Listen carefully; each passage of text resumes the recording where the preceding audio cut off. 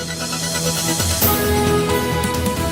the Hawk TV studios at Hillsborough Community College in historic Ybor City, this is Hawk TV News with anchor Elise Renfro, reporters Maria Martinez, Kenneth Abdullah, Nada Mitchell, Louis Toms, Joe Perry on weather, and Nick Nahas on sports. And now here's Elise Renfro. Good afternoon and welcome to the spring edition of Hawk TV News. Our top story today, HTC campus security. Hawk TV's Maria Martinez takes a look at new security measures and recent changes to improve campus safety. Violence is on the rise on school campuses nationwide. And now, more than ever, campus safety and security are priority number one. I mean, I feel that our security is fairly good. We have roaming guards all the time. We have people that go around the parking lot in the golf carts and things. There's definitely eyes and communication. For public safety's ongoing expansion at our college, HCC has made substantial improvements to safety equipment, services, and staff training. Talk to us. Trust us.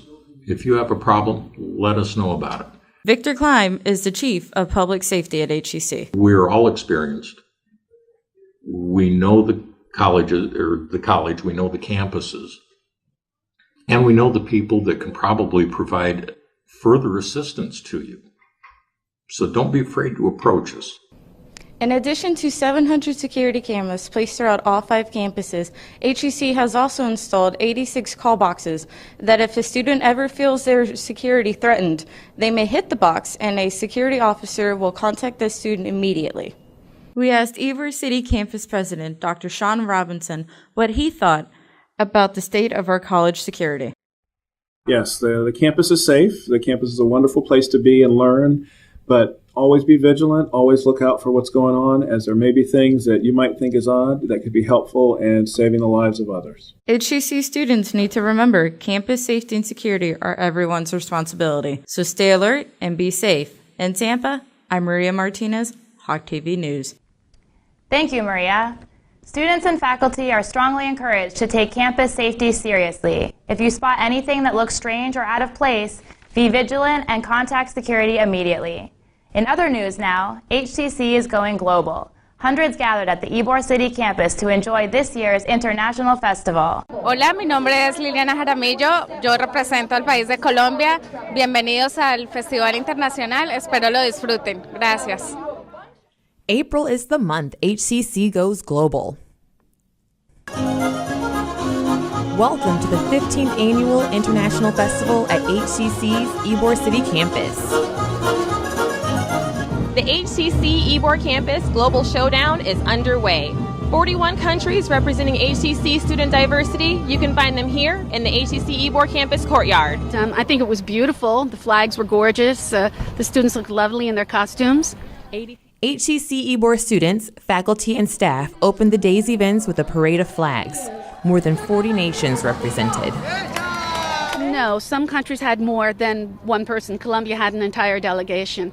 But I would say there was about 80 people in the flag ceremony. I just counted the countries, 41. Students from HCC's Child Development Center performed for the crowds. Then there was food, lots of it. Delicious cuisine from the Far East to the Middle East. Hundreds from the college and community gathered to feast on international delights. I remember back in high school we had something similar, so I just wanted to see what the college experience was like. It's definitely the food and the music. Festival goers enjoyed dance and music performances all day. HCC students told me why they continue to support the event. Part of it is because I came last year and it was really fun, and also it's part of a dance assignment to watch the other dances from the different countries. Don't worry, if you missed the International Festival this year, it will be back again next year. Organizers say this is a tradition HCC plans to keep in Ybor City. Nada Mitchell, Hawk TV News. Thanks, Nada, for that report. The HCC Foundation is always finding ways to support our student body. Just last year, the foundation raised $1.4 million that went to student scholarship. Earlier, we spoke with the foundation's annual fund manager, Brenda Rouse, and she let us know how important and easy it is to donate. We have all kinds of different programs for different stages of life, and that's what we're here for, to raise money for those things. So thanks to efforts like yours, we hope to get the word out and remind people that it's as easy as going online and clicking that little button on the homepage that says Foundation, and then hitting that Donate Now button. And anyone can give. We have thousands of alumni in Hillsborough County, and we're trying to reach out to them as well to become involved and give other people the same opportunity they had when they were students here at HCC. For more information, you can log on to www.htcfl.edu. October is Breast Cancer Awareness Month, but HCC wants to make sure people remember survivors all year round. Nada Mitchell has more. It was a sea of pink on the court at Hillsborough Community College's Del Mabry campus gym. Nancy Watkins is the chairman of HCC's board of directors, and for her, this women's basketball game is about more than winning. But I am a survivor. I am very happy to be able to be at this game today. Tonight, the Lady Hawks go pink. Why? For breast cancer awareness. Breast cancer affects 220,000 women a year in the U.S. And tonight, for some of our players, these statistics hit close to home. I spoke with team captain Kashala Thompson about the change in tonight's uniform, and she had this to say. We're wearing pink to support breast cancer, so we're just making it known to everybody. Coach Jennifer Seppielli explained why tonight's pink game for breast cancer awareness is so important to the college and the team. Well, last year we had one of our players, our starting point guard's mother, had passed away from it, so it means a lot to us. Team captain Janai Merritt also has a personal interest in tonight's game. I had a friend, mom, who died of breast cancer, and I think it's more important for coach too, and more the team. I know they had some family members or cousins or friends that died from. Tonight, the Lady Hawks encouraged fans to wear pink, and they sold these t-shirts for $5 a piece, with proceeds going to breast cancer research. But early detection is the key to survivorship. This is not the first pink game for the HCC Lady Hawks, and the team says as long as there are women who need support, it definitely won't be the last. And I look forward to that saving yet another life in the future, at least one, if not 100, and especially 1,000. Reporting from Hillsborough Community College's Del Mabry campus, this is Nada Mitchell, Hawk TV News. Thanks, Nada. By the way, our Lady Hawks basketball team had a great season. The team has made a new tradition. For one game each season, their uniforms will change color for a cause. The pink game wasn't the only event the HCC community got involved in. Ever heard of ska music? It's a genre of music that comes from early reggae, which now mixes punk riffs and tempos. Some local ska artists also got together in Ybor City to raise money for breast cancer awareness. Hawk TV's Roger Pearson has the story. The annual Pink It Up event went off with a bang on February 23rd in downtown historic Ybor City. This year, actually, the turnout is pretty good so far. I mean, usually fans actually start to trickle in towards the end, but actually a lot of people have been coming in at the beginning of the show. I mean, everyone's had a decent crowd so far, and we're only 3 bands in, so I mean, it's going to be a pretty decent night. Ska music, which is a precursor to reggae now mixed with funk influences and fast tempos, was the staple of the evening. Local and other Florida-based ska bands played for an important cause, breast cancer awareness. I'm Ostrich from Johnny Cakes. I play the steel drum and I sing. And I'm Ricky. I play saxophone and other percussion stuff. Oh, it's great. There's a real big turnout. Lots of people here. Everybody's having a good time. Yeah, really good bands. Real exciting. There were tons of people here early, staying for the show, and it's a great turnout. Yeah, we're really just getting started tonight, too. This is the 4th year Pink It Up has stepped up for breast cancer awareness. This year's event raised $1,300 for the cause, a strong tradition the community can't afford to lose. I always say, it's a good show when you just feel awful afterwards, and you walk off, you're sweating like crazy, and it's you left everything on the stage. And for some of these bands, this benefit show is clearly not just another gig. Some performers share their personal connection to the cause.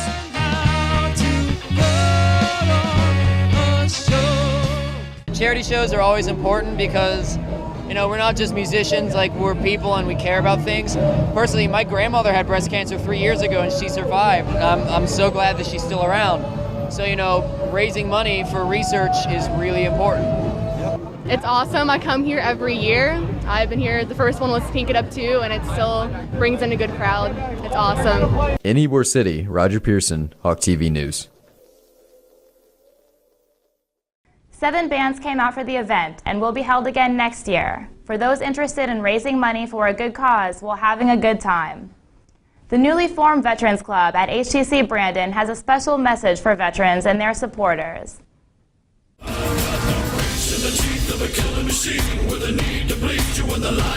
With spring classes nearly over, the Veterans Club invites students and future vets to help raise enrollment for summer and fall sessions. All branches are welcome.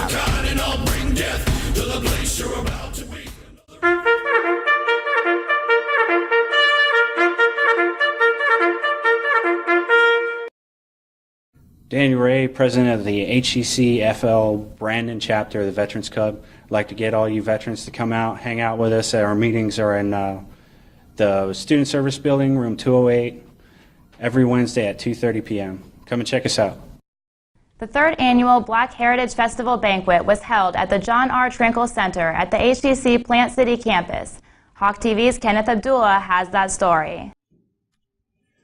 Hundreds of people gathered at HCC's Plant City campus Friday night to celebrate and honor everyday people who've made a huge difference in the community. This is the 3rd year for the Black Heritage Festival in Plant City. These young men you see here are just a few of the many people honoring those who have given their service and contributed to their hometown of Plant City. Teacher Stanley Glover received the Community Service Award for his dedication to shaping and inspiring young men from Marshall Middle School. I'm just so excited about being a part of the program as well as being honored in the program. We're going to make it. We are who? Marshall! Johnny Charlo Butler is another award recipient. The longtime teacher and businesswoman in Plant City received the Lifetime Achievement Award. I was very inspired, and it was an honor for me to be here. I stepped up on another giant's shoulder. The celebration included entertainment by local artists and some favorite hometown cooking. I thought the program was excellent. It's a great turnout and the food was good. The event has become a tradition for the African American community here in Plant City, as we were reminded by the guest speaker of the evening. Well, it was a great opportunity to remind ourselves that we didn't achieve anything on our own, that we all stand on the shoulders of giants, which was the theme of tonight and the theme of the Black Heritage Celebration. Here in Plant City, the Black Heritage Festival organization wanted to do more than just celebrate on a national level. According to Cynthia Bailey, the secretary, she said that they wanted to acknowledge the talent and the contributions of the local people here in Plant City. And I think they did that tonight. So this is Kenneth Abdullah in Plant City on the Plant City campus of HCC, Hawk TV News. The banquet attendance has increased by 110 guests, showing that the community has gotten more involved. In sports news now, the HCC Hawk baseball season is now underway and in need of your support. Hawk TV sports reporter Nick Nahas has the details. Baseball is back at HCC. Well, I guess the number one thing you got to be able to do is recruit at our level. And after that, of course, it's pitching and defense. That's Hawks baseball coach Gary Calhoun. He says his team is ready and prepared to win a lot of games. I think this team ranks up with some of the better ones on the mound. The jury's out on the rest of the club. We've had some excellent teams here, obviously winning the national title in '88. The Hawks look to have a great season this year, and Coach Calhoun says the key to the season is the pitching. Oh, and one more thing. They have an ace on staff. This team's got potential to be a pretty good one, and mainly because of our pitching. Not only did the Hawks perform well on the field, they also get along very well. Bonding a lot. We usually play video games in the dorm as team bonding, and we played beach volleyball this year. One thing the Hawk baseball organization could use help with, their fan base. The Hawks desperately want their fans to show up to the home games to show their support. We're hoping to have a good year. So, the more support we have, I think the better we're going to be. So, it's going to be a fun year. The season is full in swing, and the Hawks like their chances. All good reason to get out to a game and catch some of this baseball action.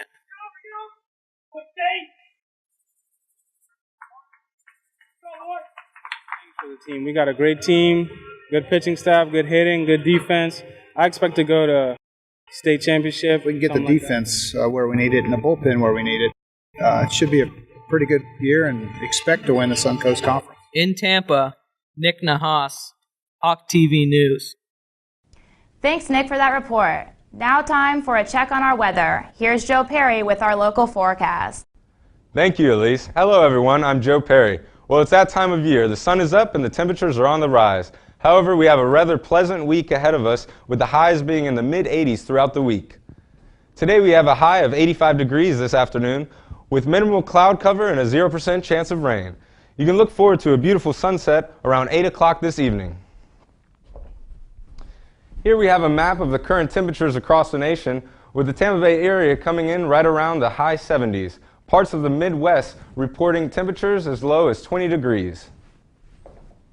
As we skip ahead to 5 p.m., you can see the temperatures rise across the board, with a majority near 70 degrees, which you can see in yellow, indicating a beautiful day to be outside in the continental U.S.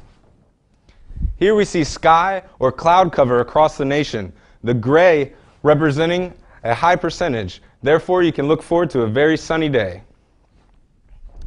The 6-hour precipitation forecast shows very little activity, with slight rainfall in northwest Florida. As you can see from the Doppler radar, it pretty much solidifies what I just said and the fact that there is little to no rain and sunny skies. Here we have today's marine forecast, with winds east-southeast to northwest at 10 knots, seas 2 feet, light chop, water temperature at 79 degrees in the bay, with a high tide expected at 1:50 p.m. and the low tide checking in at 9:11 p.m. Take a look at your 7-day forecast. Almost identical temperatures throughout the week. We have 86 Friday, 86 Saturday, 85 Sunday, 84 Monday, and 85 Tuesday, 84 on Wednesday, with a 20% chance of rain at the beginning of next week. So look forward to some sunshine in the Sunshine State. Have a nice day. Back to you, Elise. Thanks, Joe. Well, that wraps up this edition of Hawk TV News. I'm Elise Renfro. For all of us here at Hawk TV, thanks so much for joining us. Have a great day.